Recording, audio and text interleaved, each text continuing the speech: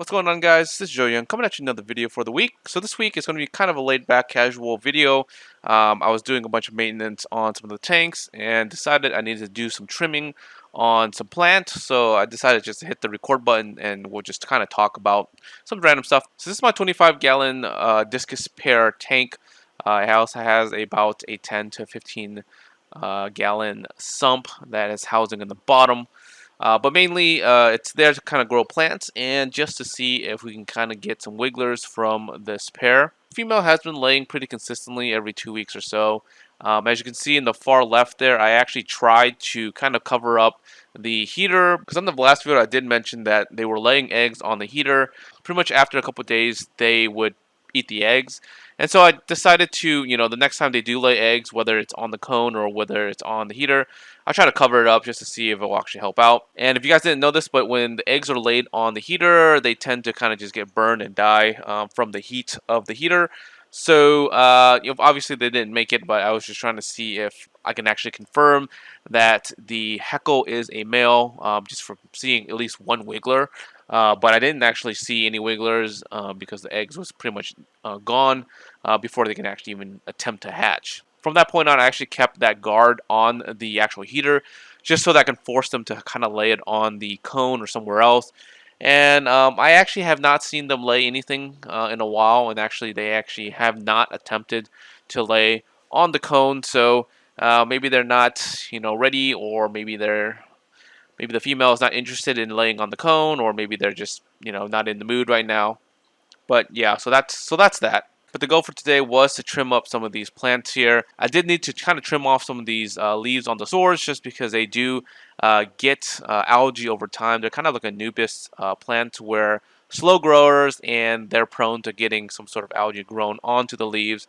And for me, I was already splitting some of these plants in half. So while I'm at it, since the plant is actually completely pulled out of the water, I went ahead and actually trimmed some of the dead leaves and also split them down the center just to kind of get them propagated. Now I'm prepping a lot of these swords for next year. I did sell a lot of them this year, and a lot of you guys were interested in getting some of these swords, and I'm trying to get them out as fast as possible, but they're just super slow growers. Even in CO2, it takes about like 2 to 3 months to establish to a reasonable size just for them to be sowed. Most of them are sold at baby size to small size. That's where the price is actually most affordable, to be honest, for this plant. When they get a lot bigger, generally are pretty pricey, and only a few people are able to afford them at that size. And so I've been trying to keep them at a smaller size. Just one, it's easier and faster for me to kind of establish, and for me it's just easier to grow to that size and sell them, just because to get all the way to like a 3 or a 4 or a 5 inch size plant, that can take anywhere up to like 6 to 8 months. And by that time, when they get to that size, I generally just split them again just because they're really big anyways. Obviously, because I have my hand in here pulling up a bunch of plants, the debris is everywhere. Give this a couple hours and a lot of dust and dirt will settle. I did add in one new plant in here, which is the Blixa japonica. It seems like there's a phase with that plant. It seems to get popular every other year or so, and I'm starting to try to grow them a lot more for you guys. It's kind of interesting because there's kind of phases in the hobby where one year it'll be this one plant will be very popular, and then everybody will get it, and then it'll be saturated with that plant, and then you'll kind of see the next year kind of skip because everyone has it and they try to get something different, and then the following year you'll see them kind of go back to that because like oh, I've never seen people use this plant in like a year, let's start using it again, and it becomes very popular again. So it's kind of interesting to see that trend in the hobby for plants. All right, let's shift gears a little bit and let's talk about some of the deals that are coming up with the Black Friday sale and the Cyber Monday sale that's coming in about 2 weeks. So obviously everybody loves sales, and for me, there's two things that I'm actually looking for this year that is related to, I guess, the aquarium hobby. The first thing is I'm actually looking to get another Radeon G4 Pro, the XR15 Lite. This is to kind of complete the new reef tank that I have outside. I'm switching to obviously some Radeons. I do have one Radeon on the sideline right now, but I do need two to kind of fully cover that tank, just because that tank spread is about 3 feet, and one light can probably do it if you're kind of just focusing on the center, but I decided to kind of just do two to kind of keep that consistency across the tank. Now I probably could have gone with just one XR30, but this is pretty pricey, and plus I already had one of these lights sitting around anyway, so didn't want to kind of go through that hassle and resell and sell whatever and just buy this one here.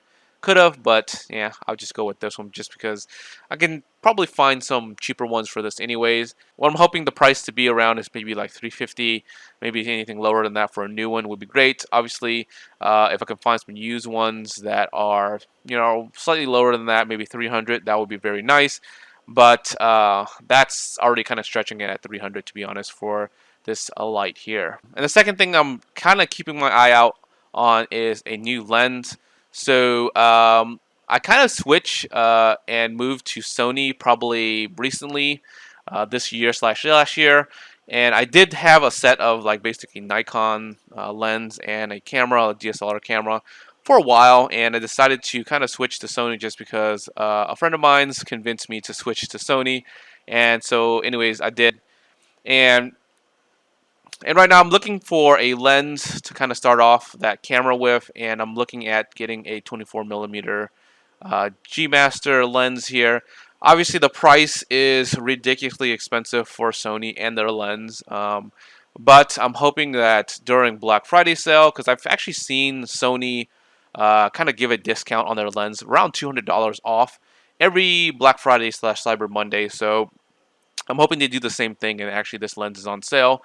Well, that way this can be brought down by $200, but even then at $1,200, that is ridiculous in terms of pricing. I think this is just a great lens for photography and also for videos, just because it's just a prime set lens where it's not as heavy up front, and if you put it on a gimbal or not, it will basically be very well balanced. Alright guys, let me know below what you guys are looking for in terms of deals for your aquariums this year in terms of Black Friday and Cyber Monday. Are you guys looking to get some new lights? Are you guys looking to upgrade your tanks?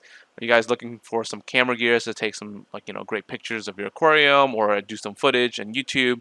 Yeah, leave the comments below. If you guys aren't subscribed yet, make sure you guys are subscribed. And like always, until next one guys, peace.